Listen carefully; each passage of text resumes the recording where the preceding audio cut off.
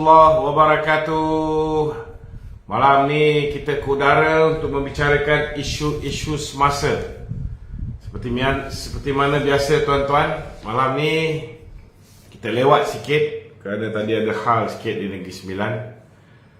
Dan malam ni kita nak kupas kenyataan yang dikeluarkan oleh Tan Sri Anwar Musa yang mengatakan bahawa ahli UMNO perlu menyertai PAS. Dia nak suruh orang UMNO ni khianat sama macam dia, tuan-tuan.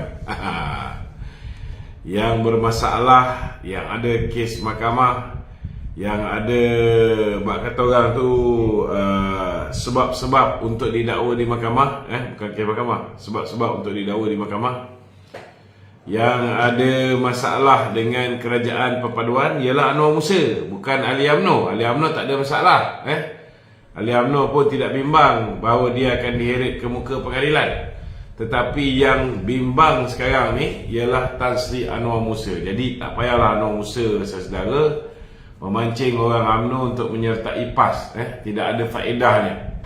Lagipun orang UMNO, khususnya mereka-mereka yang sebelum ini terpengaruh dengan cerita-cerita dongengan Anwar Musa yang mengatakan bahawa kerajaan akan tumbang. Hari ini saya rasa semua orang dah buka mata, semua orang tahu bahawa kerajaan ini stabil. Walaupun Syed Saddiq Sigaraga peringkat awalnya keluar kenyataan mengatakan bahawa dia menarik sokongan terhadap kerajaan. Hari itu masa dia tarik sokongan, dia tak buat homework, dia tak tahu bahawa yang membebaskan tanpa dilepaskan Datuk Seri Zahid Hamidi ialah Peguam Negara yang lama. Dia duk ingat Peguam Negara yang baru, padahal kenyataan dikeluarkan, keputusan mungkin dibuat awal, tetapi kenyataan dikeluarkan berhubung dengan pengguguran kes Datuk Seri Zahid, sementara menanti siasatan lanjut, dibuat oleh Peguam Negara lama yang masih bertugas pada 4 hari bulan September tersebut. Itu pun Syed Saddiq tak buat homework. Dia tak tahu bahawa Tan Sri Idrus masih bertugas sehingga 5 hari bulan September, dan 6 September baru Menteri Peguam Negara yang baru, AG yang baru mengambil alih tugas Tan Sri Idrus. Sekarang dah dia dah goyang-goyang sikit, tuan-tuan. Dia dah goyang-goyang sikit. Okey. Jadi hari ini saya nak beritahu kepada rakyat Malaysia, khususnya orang UMNO, tak ada sebab untuk anda meninggalkan UMNO dan berhijrah kepada PAS. Kerajaan ini tidak akan tumbang, insya-Allah, sehingga pilihan raya umum ke-16 yang mungkin akan berlaku saudara sekitar tahun 2027. So banyak masa lagi saudara untuk kita memperkukuhkan kedudukan kita. Tambahan pula hari ini Sanusi pun sendiri mengatakan bahawa mereka sukar untuk tembus di Pelangai. Maknanya kalau Sanusi yang nak kata Panglima perang kejadahnya, Panglima pun tak larat kan. Bagi aku Sanusi ni hanya badut sirkus. Badut sirkus Perikatan Nasional yang kerja dia merapu je, tuan-tuan. Tak ada satu pun benda yang dia cakap ni boleh masuk kepala. Merapu, membohong. Baru-baru ni dia membohong tentang isu Datuk Seri Anwar. Kononnya Datuk Seri Anwar berbohong ketika berkutubah. Dia kena tahu rukun-rukun yang membolehkan kutubah tu diterima ataupun tidak. Tak ada kena-mengena dengan apa benda dia cakap. Merapu je. Jadi orang macam ni saudara, kita tak payah bazir masa nak mengulas, kerana bagi saya dia ni sampah je. Cuma orang-orang Kedah ni tak boleh menilai manusia yang mana kaca mana pemata. Orang Kedah betul? Bukan semua orang Kedah yang tidak boleh menilai mana kaca mana pemata. Nanti marah orang Kedah depan saya ni. Dia tahu maki je tu. Dia tahu maki je. Yang maki itulah yang dia bagi peluang menjadi menteri besar lagi. Kenapa muka aku lain macam ni? Filter. Filter Tolak ke tepi, try tengok. Tolak ke tepi. Aku tak pandai tolak ke tepi ni. Tolak ke tengah. Macam mana tolak ke tepi? Lihat. Try tu filter. Okey. Jadi tuan-tuan, malam ni sesiapa yang nak tanya soalan bolehlah ajukan soalan di talian 0194819495. Tak apalah. Kita sebelum. Sekali-sekala muka handsome sikit kan. Bukannya selalu. Okey. Silakan. Okay, Tok. Soalan di studio dulu. Soalan studio dulu, Tok. Hadi Awang juga menyeru agar pimpinan UMNO yang membela perjuangan DAP perlu dikalahkan. Ya. Jadi sebelum dia nak kalahkan pimpinan UMNO yang membela perjuangan DAP, saya rasa hari ini kita perlu kalahkan PAS dulu. Kena ikut turutan keutamaan. Sebab pas dulu dengan DAP. Sebab PAS dulu dengan DAP kan? Kalau ikut logik bodoh Haji Adi ni, begitulah jawapannya kan? Tak payah bagi masa dengan mengarut dia orang ni. Dulu dia kata dah cukup jumlah. Sekarang ni mana pergi cukup jumlah dia? Dulu dia kata bulan 8 ini kerajaan akan tumbang. Di mana ketumbangan kerajaan itu? Bulan 8 tak habis lagi tu. Bulan 8 pun tak habis. Belum habis lagi. Oh ya, betul lah. Sekarang ni berapa? 50 Ogos. Dah 51. Cik Mimi, dekat tepi tu, dalam drawer tu kan, ada satu bungkusan.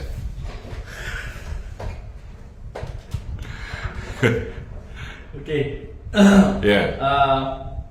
Perikatan Nasional ni dia mainkan sentimen, dia menyifatkan Perdana Menteri kita ke UNGA gagal. Ya. Dia nampak kursi kosong pun jadi isu, Kutubal jadi isu, PMX. Dia sebenarnya dia bukan ada isu apa pun. Isunya dia orang ni kecewa dan dia orang jealous. Kan? Pertama sekali Datuk Seri Anwar ni kena faham memang betul kursi kosong tu. Tak dinafikan, banyak kosong. Sebab masa mereka merakam tu selepas Datuk Seri masa Datuk Seri Anwar berucap tu, selepas wakil daripada Israel berucap, kita bukan tak tahu masyarakat antarabangsa ni memang mengecam tindakan Israel terhadap apa yang dilakukan terhadap Palestin dan sebagainya. So ketika wakil Israel berucap, mereka semua keluar. Mereka semua keluar.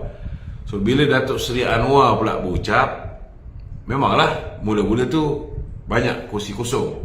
Time tu lah dia ambil gambar. Tapi selepas itu kita tengok ramai mula masuk ke dalam dewan, dan kemudiannya Datuk Seri Anwar dapat tepukan gemuruh daripada ucapan dia tu lebih kurang 9 kali.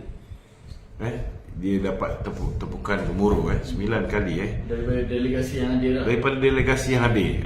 Yang menyampaikan kepada saya ni ialah Datuk Fuad Zakarsi. Datuk Fuad Zakarsi berada di dalam dewan. Saya nak bacakan apa yang Datuk Fuad Zakarsi tulis.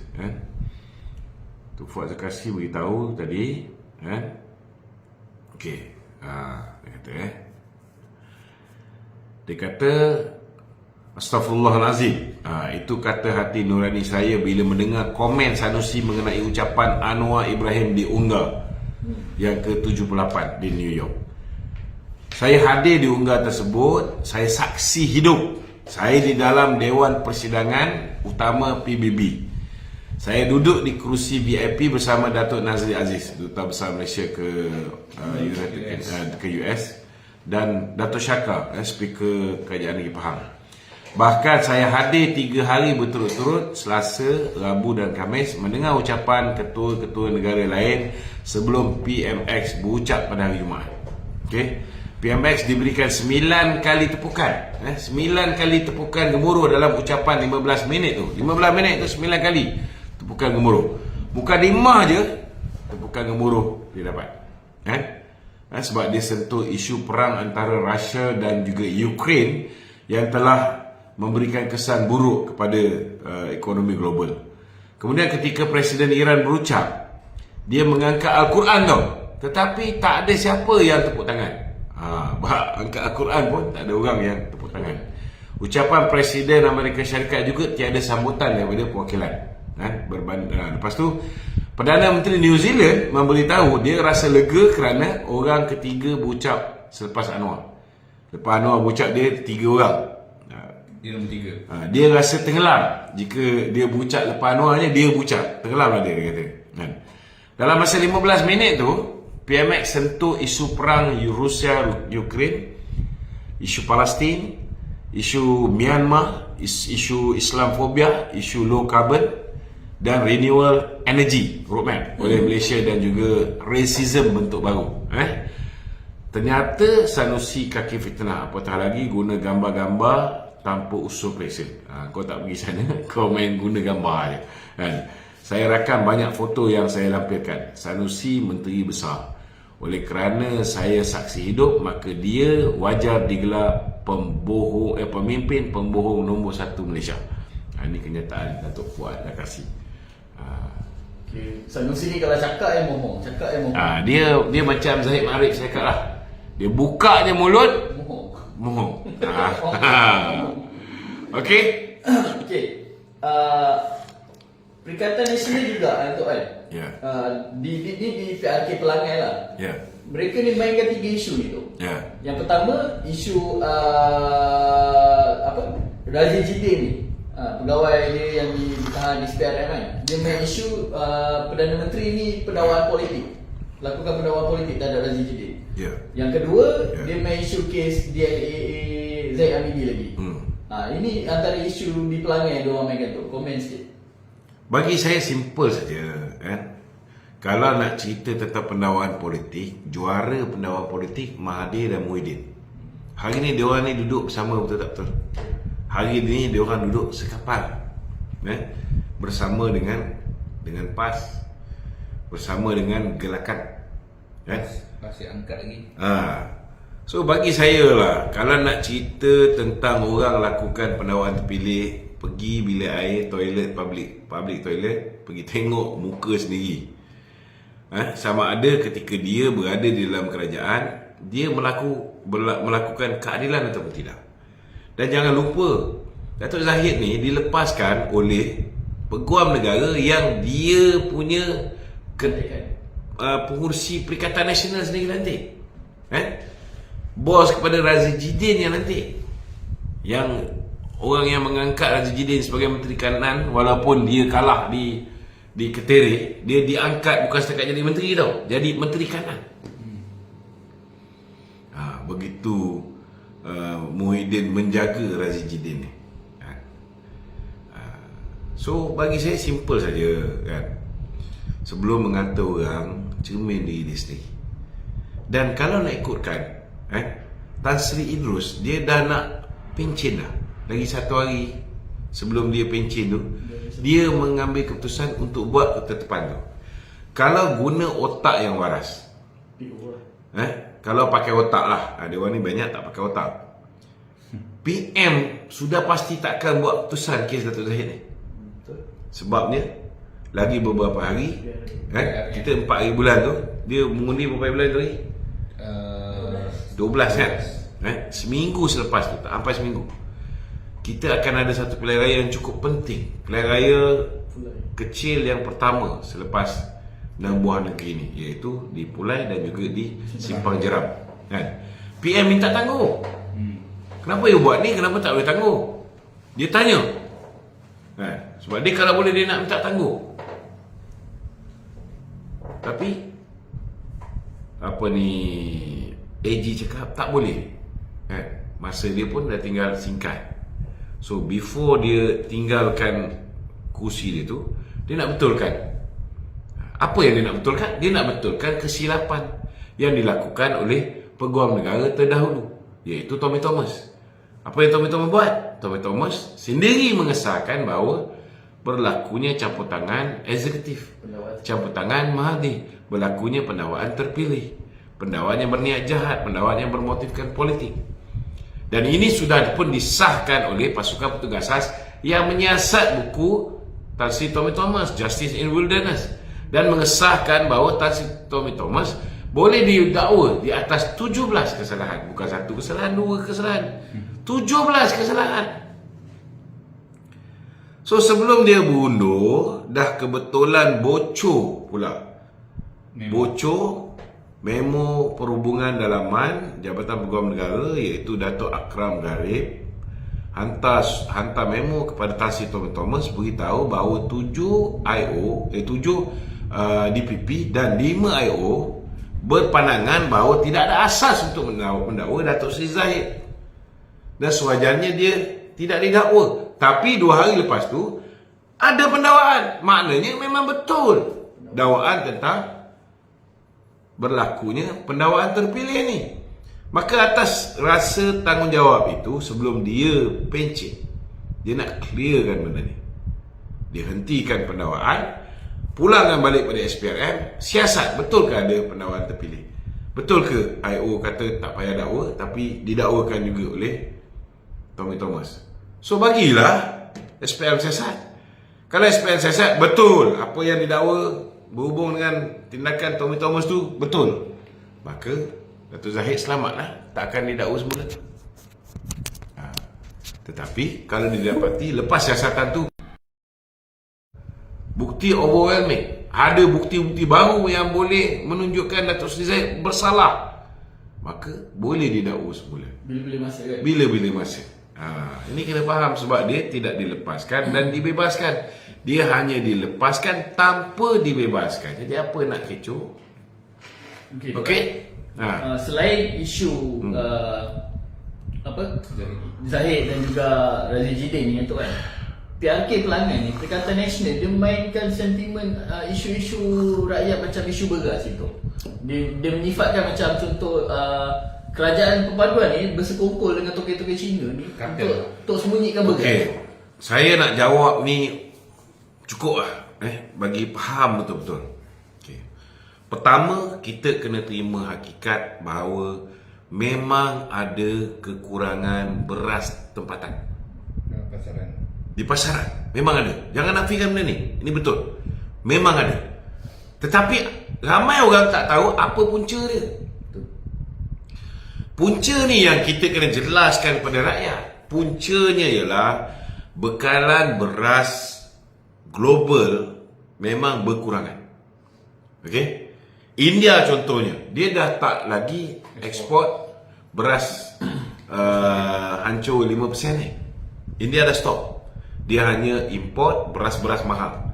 Sebab dia nak pakai beras yang 5% hancur ni untuk kegunaan rakyat dia. Indonesia pun sama.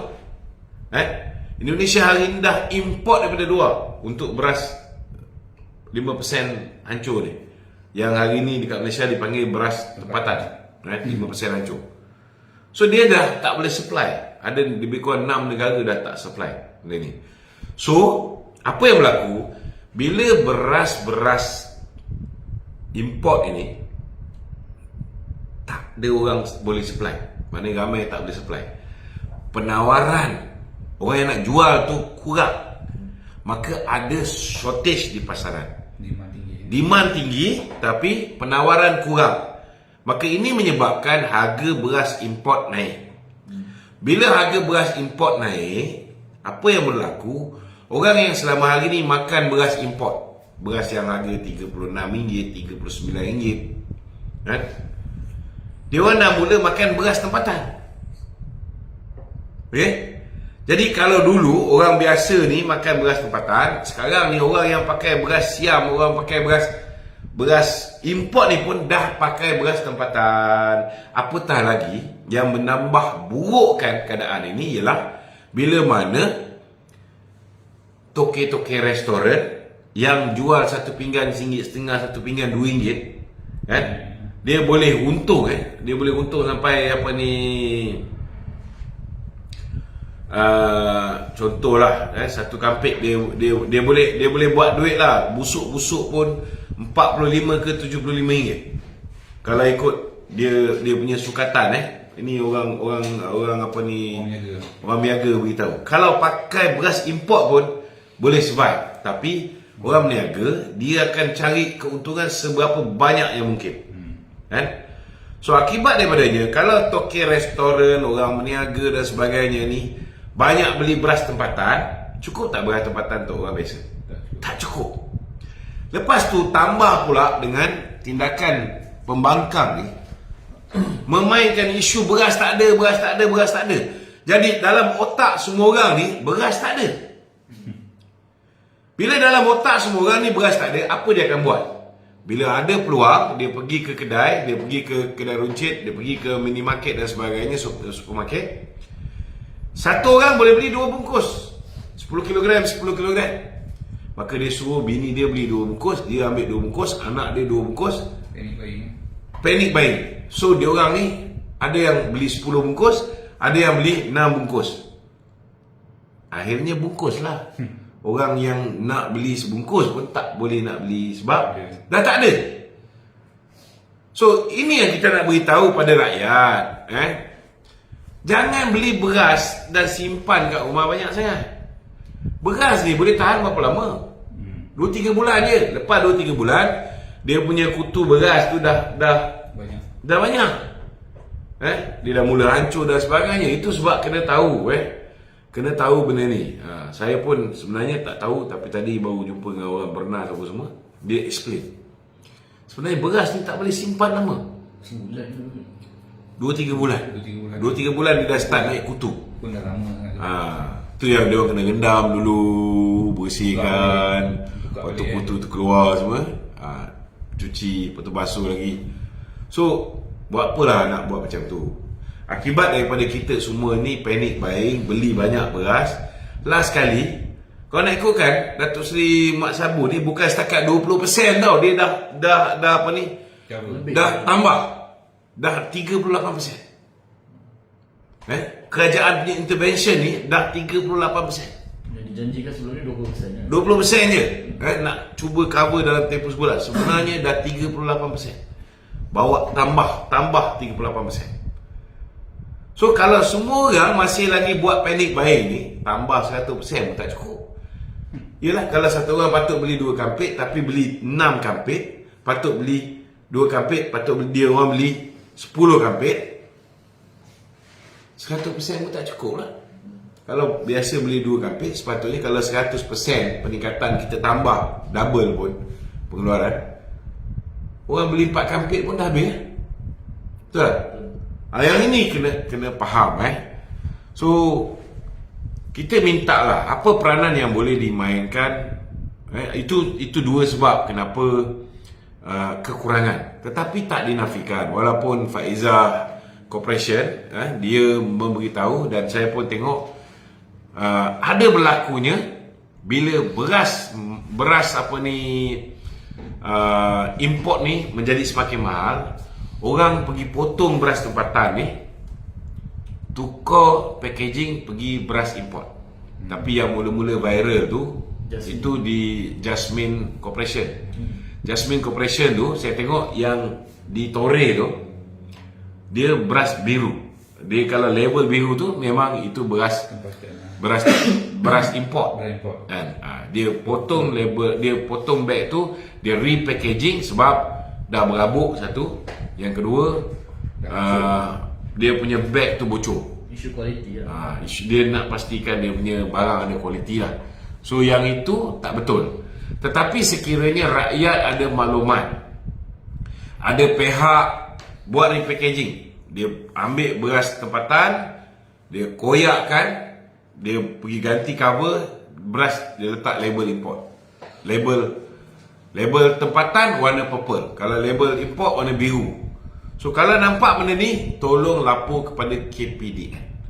Kalau tahu ada setengah-setengah kedai dia simpan stok, beras tempatan ada tapi dia tak nak jual, ini pun tolong lapor kepada KPDN. Buka nombor KPDN tu. Okey. Kemudian dalam masa yang sama, ada juga sebab-sebab lain, contohnya macam pekerja-pekerja asing, dia orang ni kerja dekat supermarket. So kadang-kadang dia orang ni simpankan untuk kawan-kawan pekerja asing dia. Ini pun satu masalah juga. Contohnya minyak masak dan sebagainya kan.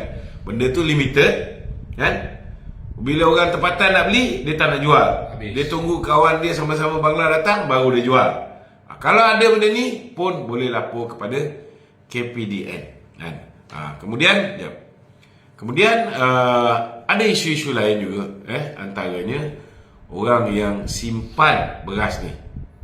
Ada juga orang yang simpan beras ni.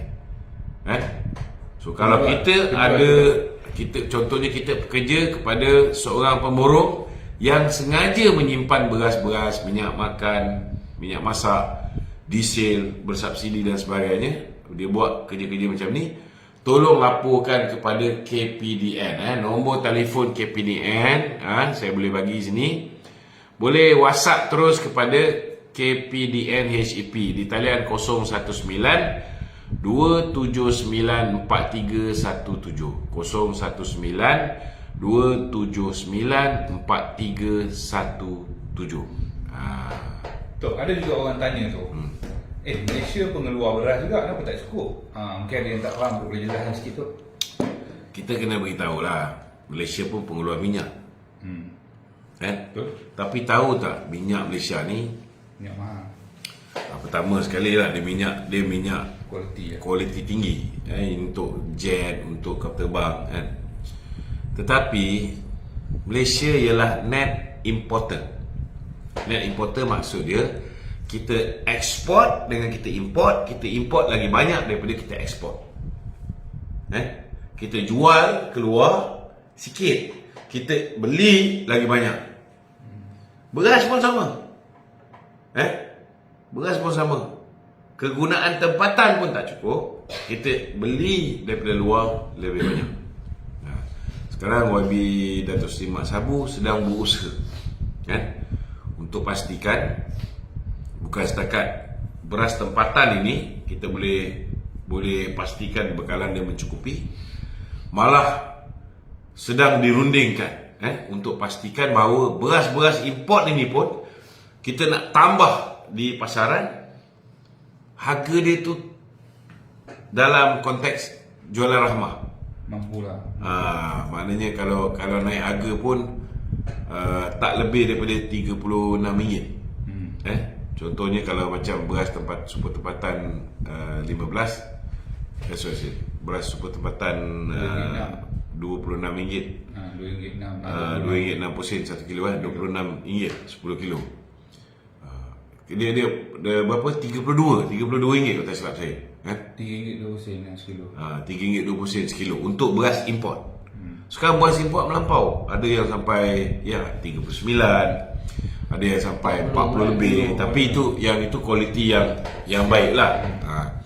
So disebabkan bekalan tempatan ni pun tak cukup, kita sedang usaha untuk pastikan yang import ni pun kita import dengan harga yang murah supaya boleh dijual dengan harga yang murah juga.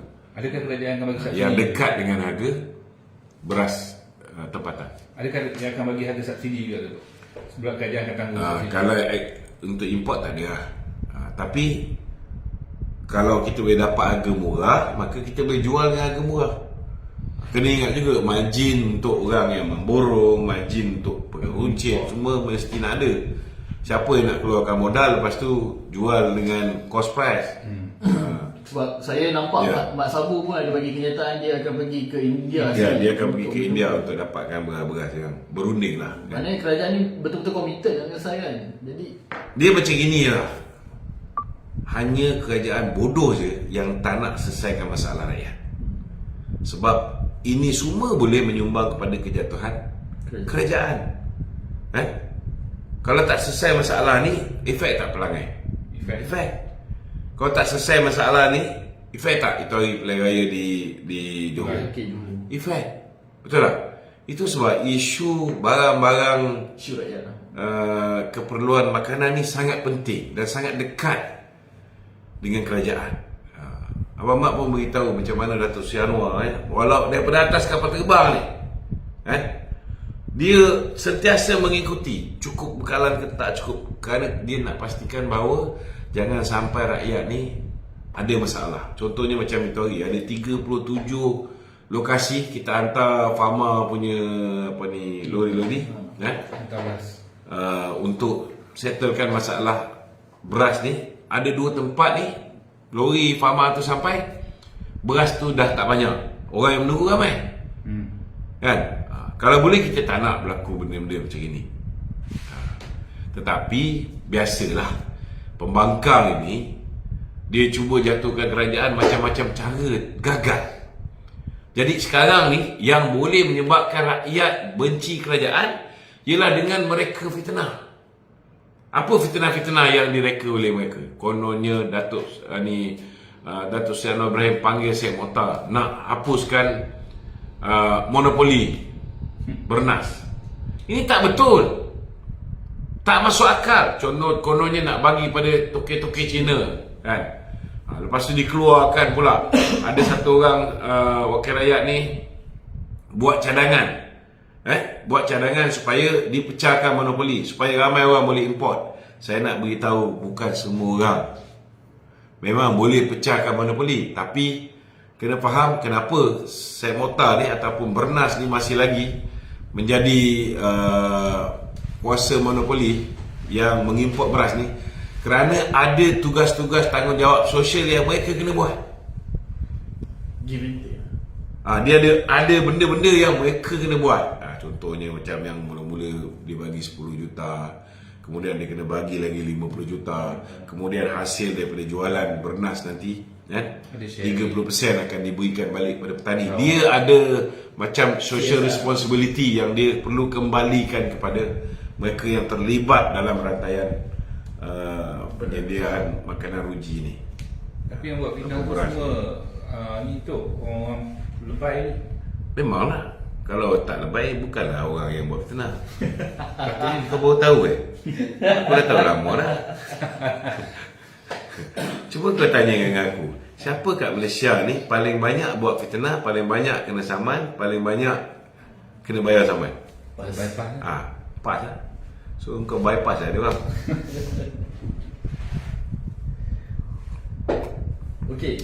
Okey Tok. Saya lihat ini saya punya perspektif. Saya lihat dalam Perikatan Nasional ni yang memainkan peranan melagakan UMNO dan DAP ni banyak daripada PAS. Kita tak nampak tu bersatu ni. Bersatu ni umpama tak wujud ni Tok. Mungkin Tok boleh komen sikit. Bersatu tak wujud. Bersatu sebenarnya wujud. Cuma hidup segan, mati tak mau. Bersatu tu wujud, cuma hidup segan, mati tak mau. Sekarang ni bersatu pun dia dah jadi kluster mahkamah, kan? Contohnya macam Muhyiddin, dia jadi kluster mahkamah. Kalau dulu mereka kata orang macam Datuk Zahid, Datuk Najib patut berehat, kan? Hari ni bersatu pun dalam arti kata lain, mereka ni cuba direhatkan juga oleh PAS. Itu sebab mereka cuba engage Tun Mahathir, kan? Dia cuba engage Tun Mahathir supaya Tun Mahathir lead Perikatan Nasional. Jadi penasihat kepada 4 buah negeri yang dipanggil SG. Apa SG? SG SG4. Sang gila 4. Okey. Satu lagi tu. Ya. Kita tengok kan. 2 pun boleh, 3 pun boleh. PM ni, PM maksudnya Perikatan Nasional lah. Dia orang ni asyik menyerang UMNO. Ya. Berbanding menyerang PKR ke, kan? Sebab apa? Sebab PKR UMNO tak banyak kursi pun. Dia sebenarnya sebab saingan dia ialah UMNO. Kerja dia orang ni ialah mengejar undi Melayu, undi Islam. Dan dia tahu satu-satunya parti yang mengangkat kedudukan Islam sebagai agama persekutuan, kedudukan Hak Istimewa Melayu, kedudukan Raja-Raja Melayu, kedudukan bangsa Melayu yang sehingga hari ini berada terjamin di dalam perlembagaan negara ni ialah UMNO. So, dia nak dapatkan undi UMNO orang Melayu ni, dia kena tarnishkan imej UMNO ni betul-betul. Itu kita kena faham. Dan jangan pula kita rakyat Malaysia ni termakan. Tiba-tiba kau tengok boleh dapat sampai 4.2 juta undi orang Melayu. Aku pun tak boleh nak cakap apa, kan? Padahal satu ketika dahulu dia orang ni PAS ni memang dia orang tak pakai pun, tapi disebabkan dia orang terpedaya dengan memohkan undi Zahid dapat DAP. Kerana percaya dengan fitnah-fitnah tu, last sekali dapat DAP betul-betul. Kan? Okey. Tok, saya tertarik tengok video ni pasal beras lagi Tok. tertarik tengok video Ketua Pemuda UMNO Dr. Akmal Saleh. Dia pergi sini ke kilang untuk tengok apa yang jadi. Kebanyakannya daripada kilang-kilang ni dia simpan stok sebab dia kata jual kalau packing apa semua jual rugi tu. Mungkin untuk nak komen sikit. Itu sebabnya lah kan, yang sebenarnya memainkan peranan ni ialah pemborong kan? Tetapi kita ada bahagian kawal selia padi dan sebagainya. Kita ada KPDN, kita juga ada pasukan penguasa. Kalau berlakunya benda-benda macam ni, maka kita minta mereka ni segera membuat laporan. Jadi kalau dia orang buat laporan, ada tindakan daripada pihak penguasa kan. Kalau perlu kita tarik lesen-lesen orang yang mengimport ni, kita tarik lah. Sebab amalan mencatu tak boleh. Barang kawalan tu kan. Barang kawalan ni dia orang tak boleh simpan. Ianya satu kesalahan di bawah Akta Kawalan Harga dan Anti Pencatutan. Itu mencatut lah tu kira dia kan. Kemudian harga pun dia orang kena ikut. Dia tak boleh main-main suka-suka naikkan harga. Apatah lagi kalau beras tempatan, mereka repackaging, dia tukar jadi beras import. Sedangkan benda tu beras tempatan. Itu pun mereka boleh didakwa di mahkamah. Okey? Okey tu. Berita baru ni dia keluar. Petisyen Parlimen Masjid Tanah, Mahkamah putuskan 27 Oktober. Ya. Maknanya 27 Oktober ni akan ada keputusan. Itu yang saya sebut sebelum ni. Doakanlah semoga kita dapat balik 2/3. Bila saya ingat sikit ni, kita dah tinggal 147. Kita dah tak ada 2/3. Tapi saya yakin di bawah kepimpinan Datuk Seri Rauf, insya-Allah kalau berlakulah pilihan raya kecil di Masjid Tanah ni, insya-Allah kita akan dapat balik. Kita akan dapat balik Masjid Tanah. Ada orang TikTok nak naik? Ada.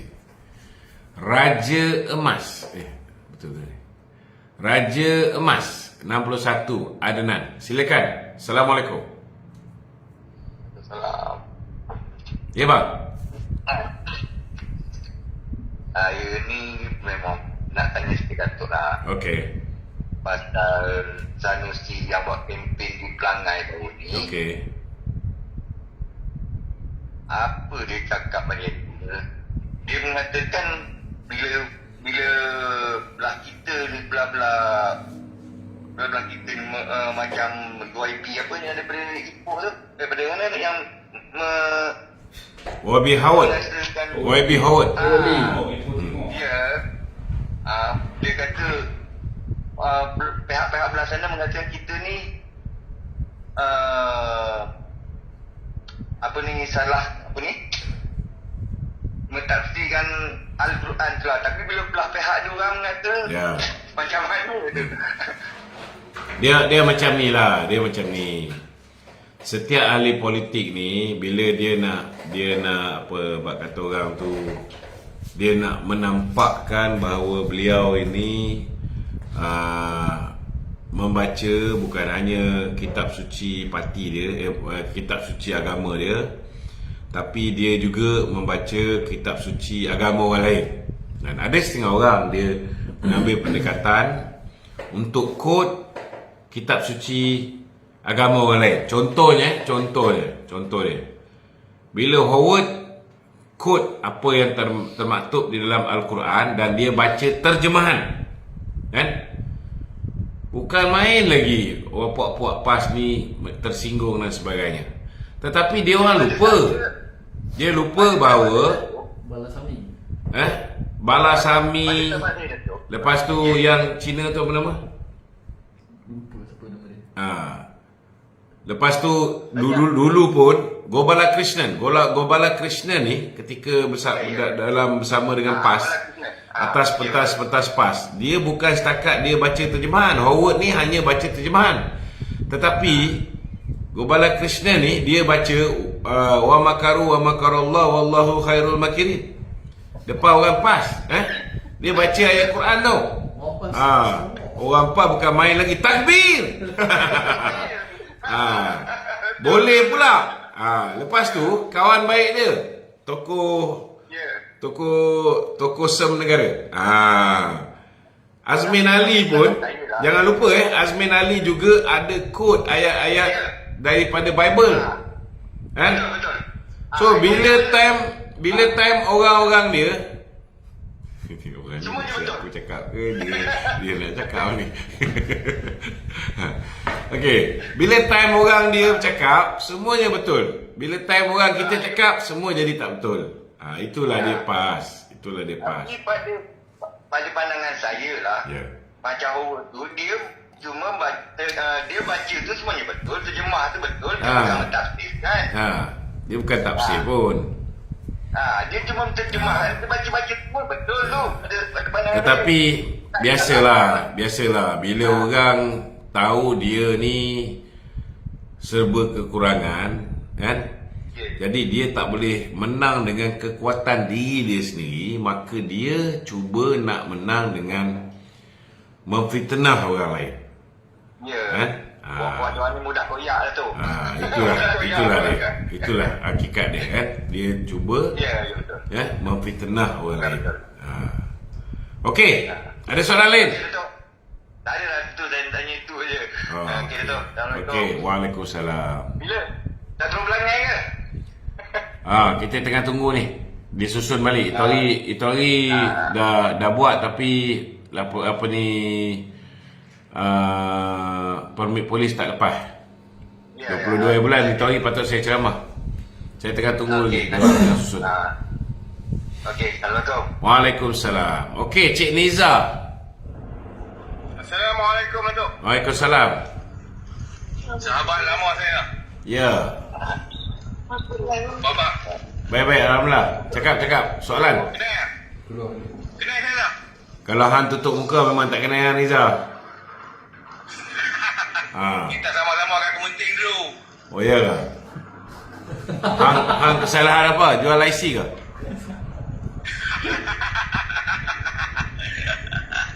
Atai kenal aku Nizar.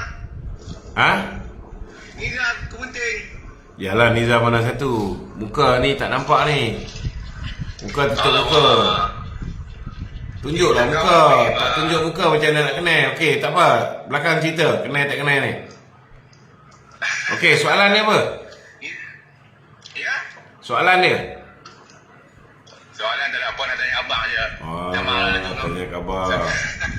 Hang muka ni buka lah. Nampak muka pakai mask. Orang yang tutup muka pakai mask ni aku risau lah. Apa nak disembunyikan ni? Kita ada Kementing. Saya ada Kementing dulu.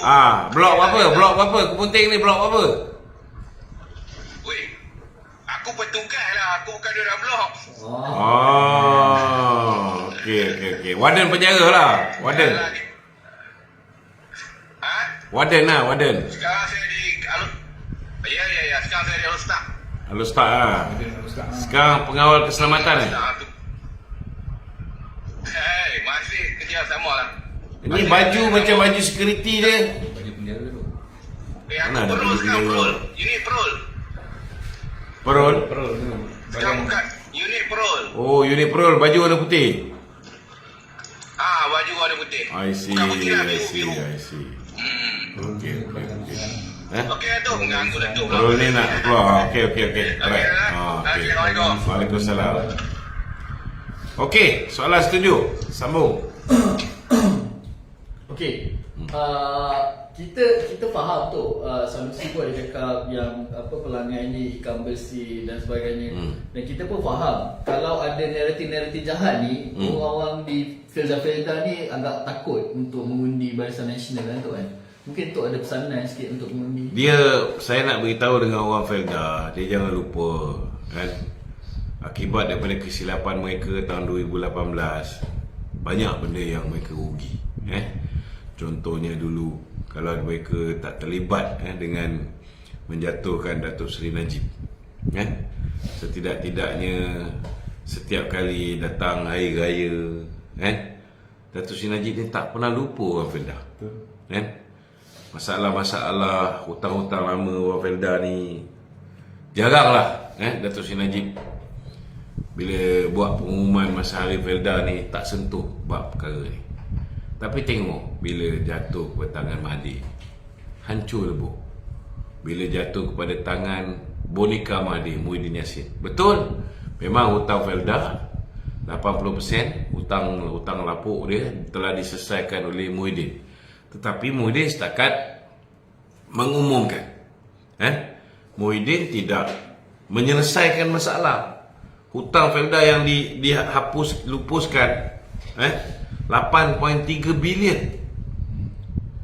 8.3 bilion. Lepas tu siapa yang bayar? Felda cuma bila Perdana Menteri Muhyiddin umum lupus, Felda lupus. Memang tidak ada dalam apa yang dipanggil penyata. Felda lepas tu tengok memang dah hutang tu lupus.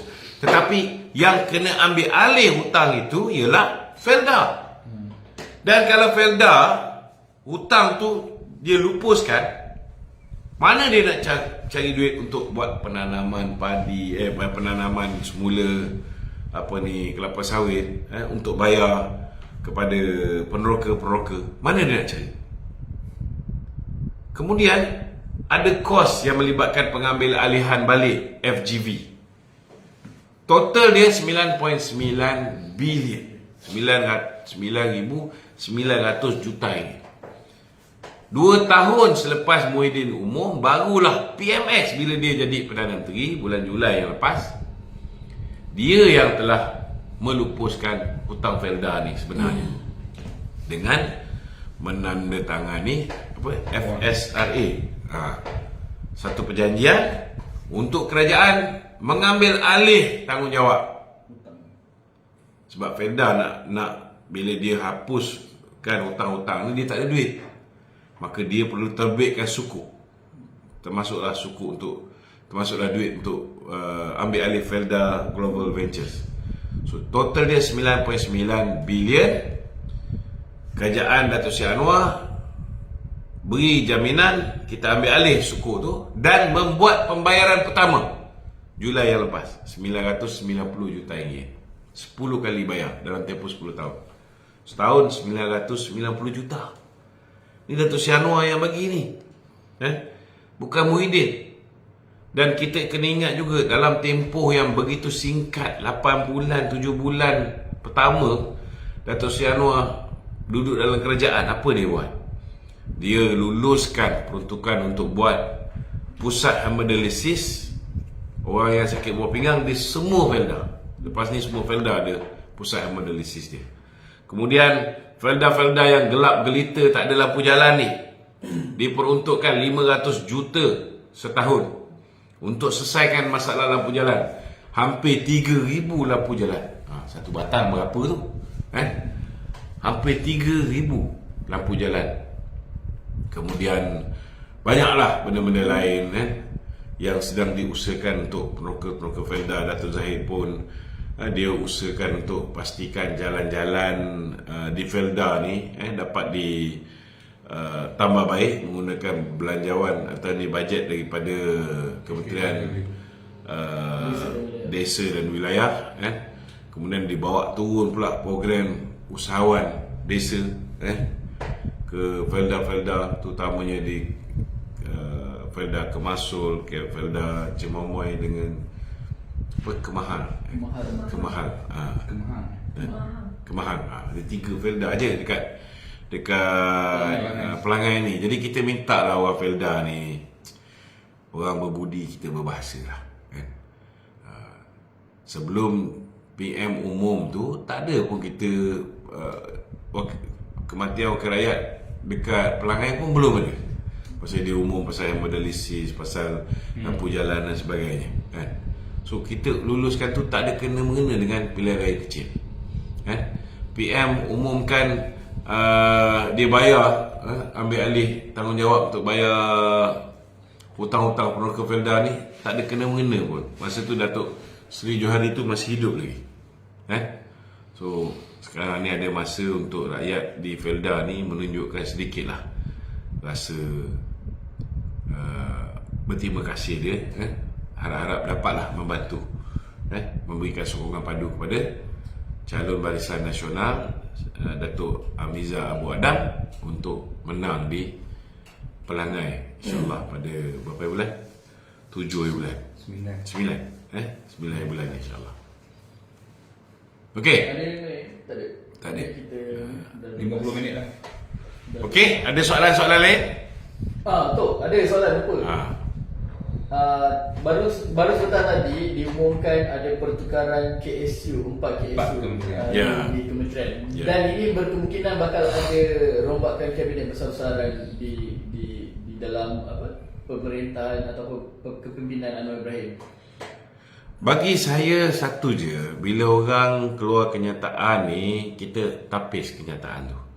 Sebelum ni ada juga yang mengeluarkan poster, Jadi selagi poster tu bukan datang daripada susah kerajaan KSN, kalau bukan datang melalui kenyataan media yang dibuat oleh Ketua Setiausaha Negara, kita abaikan sebab terlalu banyak spekulasi. Yang pasti hari ini yang berbahagia Datuk Seri Insinyur Dr. Zaini Ujang, ini ramai orang kenal lah ni, sekarang akan berlaku pertukaran daripada Kementerian Sumber Manusia. Beliau akan berpindah sebagai Ketua Setiausaha di Kementerian Kesihatan Malaysia bermula daripada 26 September ni. Itu betul. Okey. Besok. Kemudian yang berbahagia Datuk Seri Isham bin Ishaq, Ketua Setiausaha Kementerian Pelaburan, Perdagangan dan Industri, akan berpindah kepada Ketua Setiausaha Kementerian Pertahanan. Yang berbahagia Datuk Azman bin Muhammad Yusof daripada Kementerian Perdagangan Dalam Negeri dan Kos Sara Hidup akan berpindah sebagai Ketua Setiausaha Kementerian Perpaduan. Yang berbahagia Datuk Indra Nurridah binti Abdul Rahim, Ketua Setiausaha Kementerian Perpaduan, akan berpindah menjadi Ketua Pengarah Jabatan Wilayah Persekutuan. Sebab masih belum ada Kementerian Wilayah, sekarang ni dia jadi Ketua Pengarah Jabatan Wilayah Persekutuan. Kalau selepas ini, kalau Kementerian Wilayah diwujudkan semula, maka nama jawatan dia ni daripada Ketua Pengarah Jabatan bertukar menjadi Ketua Setiausaha Kementerian Wilayah. Ini kena faham. Kemudian yang berusaha Encik Hairil Yahri bin Yaakob, sekarang dia Timbalan Setiausaha Kementerian Pelaburan, Perdagangan dan Industri.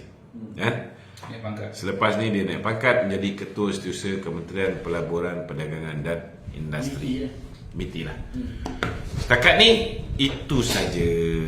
Okey, minta tolong share, kawan-kawan kita. Jangan lupa Saudara Hafiz, dia mengarahkan satu filem yang dipanggil Mat Kola. Mat Kola Mat Kuala lah sebenarnya ni. Mat Kola. So tolonglah beri sokongan kepada kawan kita yang direct filem Mat Kola ni. Kita pergilah menonton beramai-ramai. Saya dah tonton. Assalamualaikum warahmatullahi wabarakatuh.